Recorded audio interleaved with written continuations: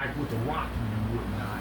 So tell me, what is unique about autism for a black young man? You're 25. So what is it? Do you feel like it's a difference made even with that, or No, ma'am. it's just across the board the same?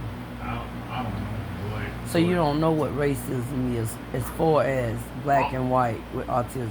I don't. So did you ever meet people in school that were autistic like you? If they, if they did, if they, if I did, I wouldn't know for sure. I wouldn't know for sure. You wouldn't know for sure. Why not? I did meet people. Because I just don't know. They never told. They never told me what they deal with. And Turn around so we can record helping people. Come on. We're gonna do a little bitty short video. Hello. It's bedtime, so me and Josh do this before I go to bed. We have our little son and mama talk, and I have to beg him to talk to me sometimes because with autism, it's not that he's being antisociable. That's just one of his characteristics. For him. Oh, what was it?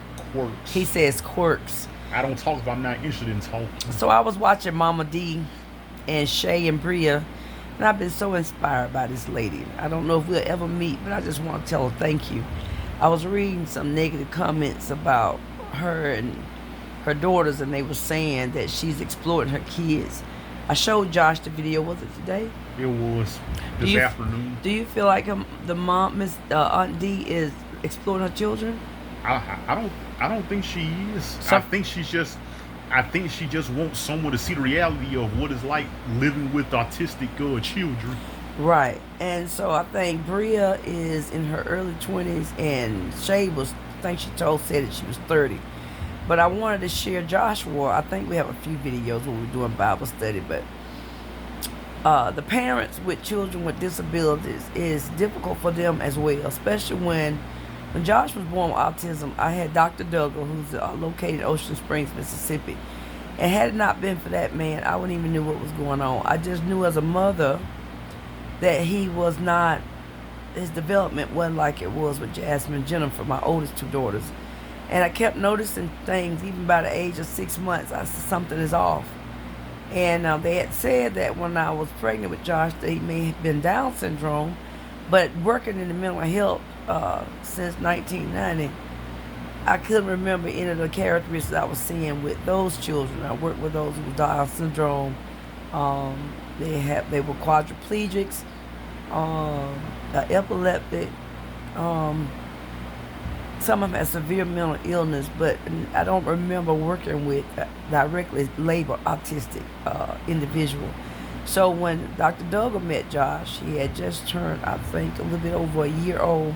He told us what was going on. He just watched Josh, and he was able to discern what it was, and he began to help us.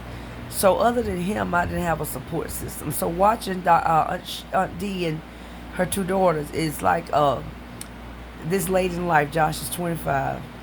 I still got some sense of normalcy for us in our community. And I just wanted to say, even as I'm learning from Josh, who he is, I wish that people would be less criticizing and more compassionate and empathetic towards families with autistic children. We chose to keep ours.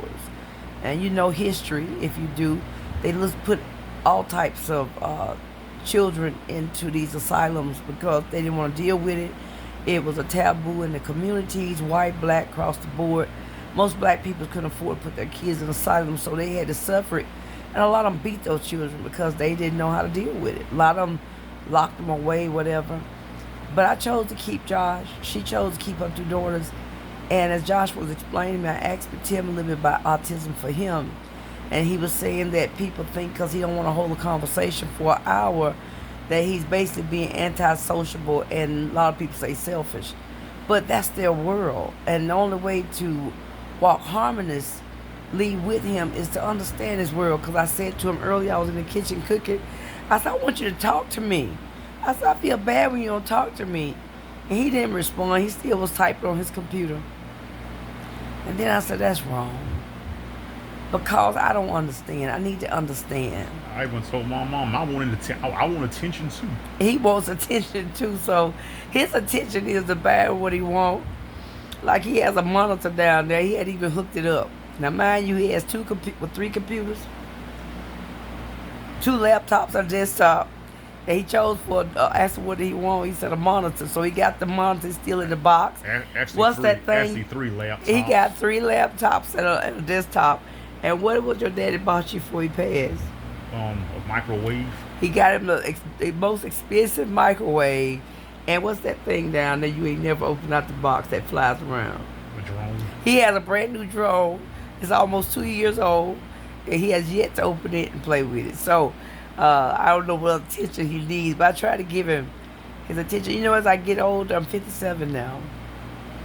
And one of my biggest fears is that I'm going to leave him behind and not ready. Because this world is getting, as you know, 2026 is more evil and more corrupt and more degraded than ever before in all of our lives.